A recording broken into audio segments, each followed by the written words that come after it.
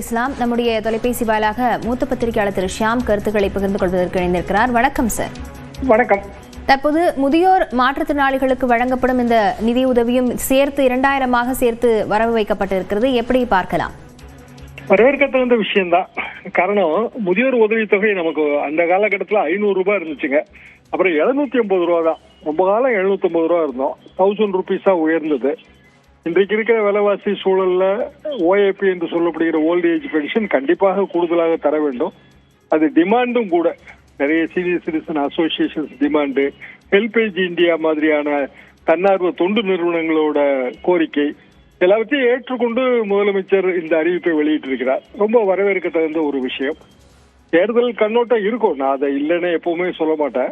காரணம், எல்லா அரசியல் கட்சிகளுக்கும் தேர்தல் கண்ணோட்டம் இருக்கத்தான் செய்யும், ஆளுங்கட்சிகளுக்கு இருக்கத்தான் செய்யும். அதை தாண்டி இது ஒரு மனிதநேய முயற்சியாகத்தான் நாம் பார்க்க வேண்டும். முதலமைச்சரின் பிறந்தநாள் பரிசாகவும் பார்க்கலாம். திரு ஷியாம், ஏற்கனவே மகளிர் உரிமை தொகை 5000 வழங்கப்பட்ட போது பல்வேறு விமர்சனங்கள் எழுந்திருந்தன. அதை முடக்க பார்க்கிறார்கள் பாஜக அரசிலிருந்து அப்படின்னு சொல்லப்பட்டு அந்த தொகையானது வழங்கப்பட்டிருந்தது. இந்த தொகையும் 2000 ரூபாய் சேர்த்து வழங்கப்பட்டிருப்பதை தற்போது எதிர்கட்சிகளாகட்டும் எப்படி பார்க்கவிருக்கிறார்கள்? எதிர்கட்சிகள் பெரிய விமர்சனம் வராது. காரணம், இது காலங்காலமாக இருந்து வருகிற விஷயம். ஜெயலலிதா காலத்திலிருந்து இருக்கிற விஷயம்தான். அவ்வப்போது உதவித்தொகை கூடுதலாக்கி தரப்பட்டிருக்கிறது. இப்போது இன்னமும் கூடுதலாக்கி இருக்கிறார்கள். மகளிர் உரிமை தொகை அது வேறு. காரணம், அது ஒரு ஸ்பெஷல் ஸ்கீம். சொல்லப்போனால் 2 கட்சிகளுமே அவர்கள் தேர்தல் அறிக்கையிலே அதை கொடுத்திருந்தார்கள். அதிமுக தேர்தல் அறிக்கையில அது இருக்கிறது, திமுக தேர்தல் அறிக்கையிலே இருக்கிறது. எனவே அது ஆட்சிக்கு 2 வருடங்கள் கழித்துத்தான் அது தரப்பட்டது.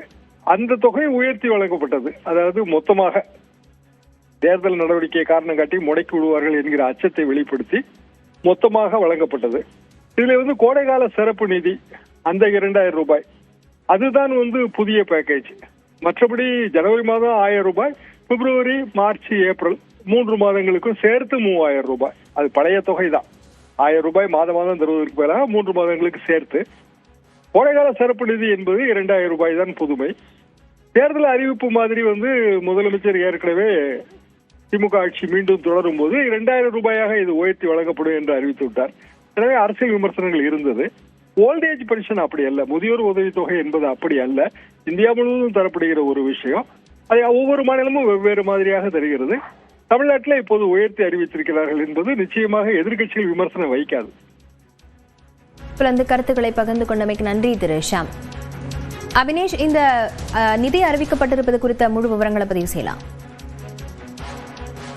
சமூக பாதுகாப்பு திட்டத்தின் கீழ் பயன்பெற்று வரக்கூடிய முதியோர், கைம்பெண்கள் என மொத்தம் 29,29,000 பயனாளிகளுக்கு தலா 3200 ரூபாயும், 5,92,200 மாற்றுத்திறனாளிகளுக்கு தலா 3500 ரூபாயும், அதே போல பராமரிப்பு உதவித்தொகை பெற்று வரக்கூடிய 2,58,000 மாற்றுத்திறனாளிகளுக்கு குடும்பங்களுக்கு தலா 4000 ரூபாயும் இன்று காலை அவர்களுடைய வங்கி கணக்குல வரவு வைக்கப்பட்டிருக்கிறது.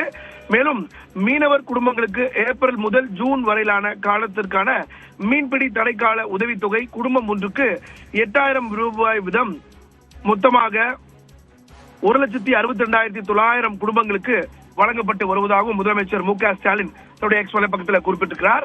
அதே போல நீலகிரி மாவட்டத்தை சேர்ந்த 14,870 தேயிலை விவசாயிகள் பயன்பெறும் வகையில் 15 கூட்டுறவு தேயிலை தொழிற்சாலைகள் மூலம் கொள்முதல் செய்யப்பட்ட பசும் தேயிலைகளுக்கு கிலோ 2 ரூபாய் ஆதார விலை என 8.53 கோடி ரூபாய் நிதி என்பதும் வழங்கப்பட்டு வருகிறது.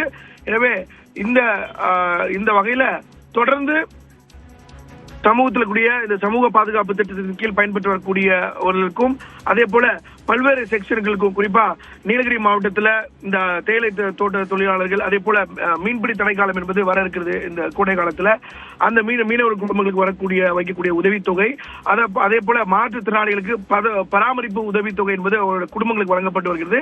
இவற்றை அனைத்தையும் முதலமைச்சர் மு.க. ஸ்டாலின் உயர்த்தி அதற்கான அறிவிப்பை தற்போது எக்ஸ் வலைப்பக்கத்தில் வெளியிட்டிருக்கிறார். லாவண்யா.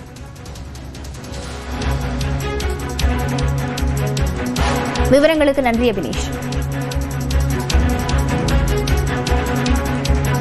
முதியோர், மாற்றுத்திறனாளிகள், கைம்பெண் ஆகியோருக்கு உதவித்தொகையுடன் சேர்த்து 2000 ரூபாய் சிறப்பு நிதியாக வழங்கப்படும் என தெரிவிக்கப்பட்டு அது வரவு வைக்கப்பட்டிருக்கிறது.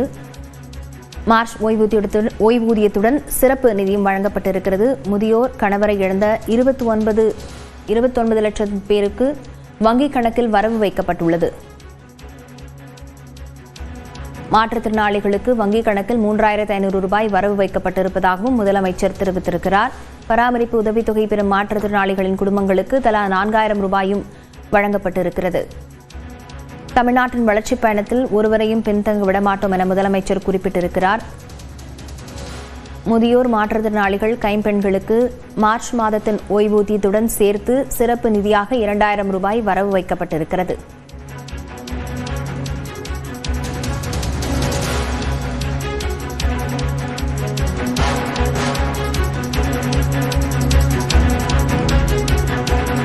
அண்மை செய்தியாக பார்த்து வருகிறோம்.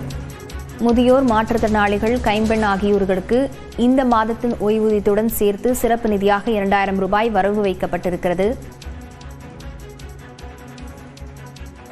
தமிழ்நாட்டின் வளர்ச்சிப் பயணத்தில் ஒருவரையும் பின்தங்க விடமாட்டோம் என முதலமைச்சர் குறிப்பிட்டு இந்த நிதி குறித்து தெரிவித்திருக்கிறார்.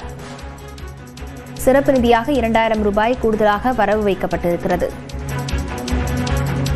முதியோர் மாற்றுத்திறனாளிகள் கணவரை இழந்தவர்களுக்கு சிறப்பு நிதியாக 2,000 ரூபாய் இந்த மாதத்தின் ஓய்வூதியத்துடன் சேர்த்து வரவு வைக்கப்பட்டிருக்கிறது.